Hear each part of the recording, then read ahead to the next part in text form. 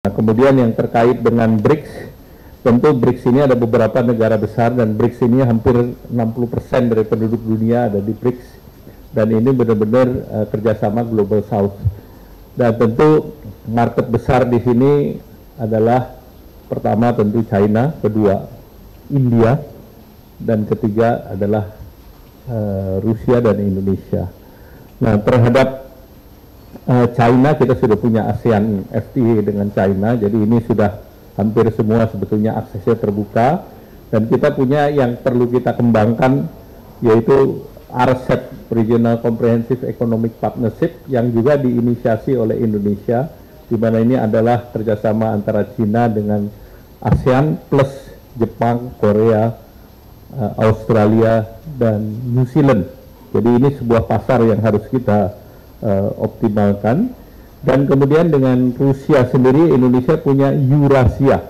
Jadi Eurasia sendiri dengan beberapa negara yang dulunya kita sebut sebagai negara former Soviet, itu negosiasi dengan Eurasia juga sudah 80% selesai.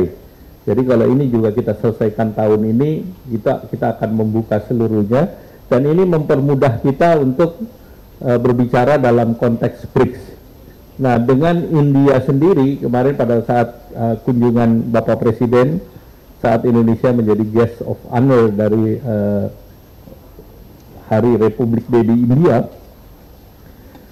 kemarin dilaporkan kepada Bapak Presiden, Pak Prabowo, dan juga Perdana Menteri Modi, bahwa saya dan Menteri Perdagangan akan melakukan tindak lanjut dalam bulan awal Maret untuk menyelesaikan isu-isu perdagangan.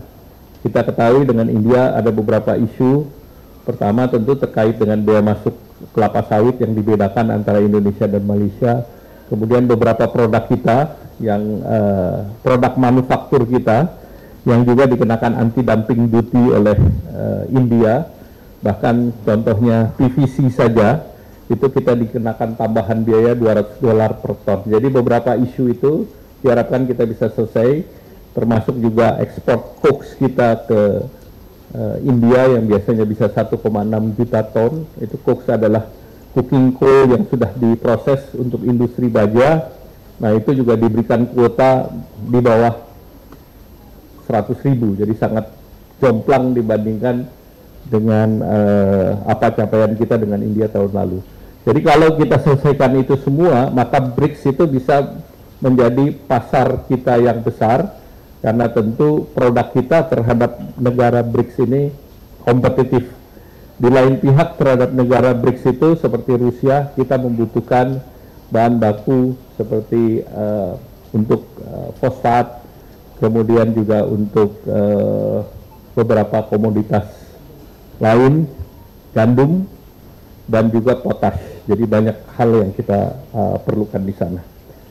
Kemudian juga dengan BRICS kita berharap bahwa dengan BRICS plus regional agreement lain, posisi Indonesia akan lebih dalam. Jadi tinggal memang yang mesti kita perkuat itu adalah dengan India. Nah, ini yang tentu kita punya trade dengan baik itu dengan India dan yang lain kita masih positif. Jadi kita harus melakukan balancing daripada trade tersebut. Kemudian yang terkait dari konsumsi, tentu konsumsi kita akan genjot kalau daya belinya meningkat. Nah, daya beli ini kan terus kita dorong, antara lain dengan kebijakan termasuk di dalamnya PPH untuk kelas menengah ataupun pekerja dengan gaji di bawah 10 juta untuk sektor padat karya, dan juga untuk kuartal kedua, ketiga, keempat kita akan evaluasi stimulus yang kita berikan di Q1. Jadi ini sambil bergerak kita akan melihat program-program lanjutnya. Kemudian terkait dengan efisiensi anggaran, kementerian dipotong 52%. 52,5%. Jadi untuk menunjukkan simbol bahwa kita dipotong, memang lampu kita matikan supaya wartawan berasa. Kalau nggak, wartawan nggak berasa. Nah, kemudian tentu kita akan optimalisasi agar pemotongan anggaran ini tidak berefek kepada apa yang akan dicapai. Kemudian terkait dengan perang dagang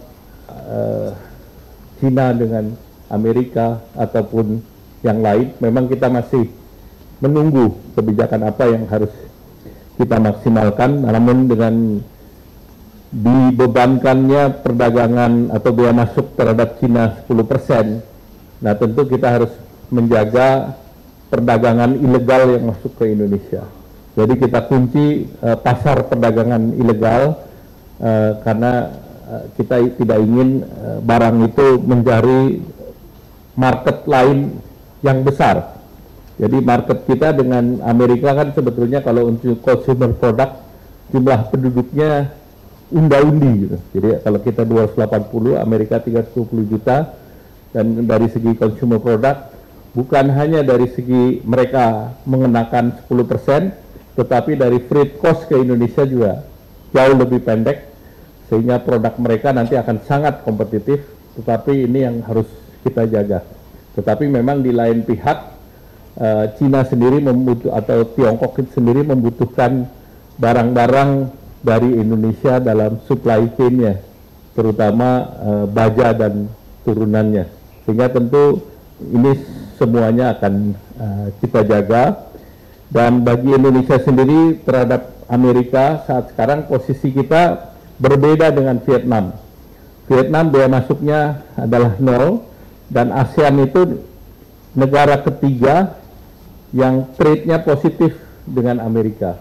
Jadi setelah Kanada, kemudian China, Meksiko, itu ASEAN. Tetapi ASEAN itu yang tertinggi adalah Vietnam. Tetapi Vietnam karena special treatment, maka mereka tetap 0. Sedangkan Indonesia selama ini karena kita GSP-nya tidak diperpanjang sejak Trump 1.0, kemudian dilanjutkan dengan Presiden Biden yang tidak memproses perundingan GSP Indonesia, di mana GSP kan tentunya ada spesial tarif untuk barang Indonesia. Karena tidak dilanjutkan, maka barang-barang kita tetap kena sekitar 10-20%.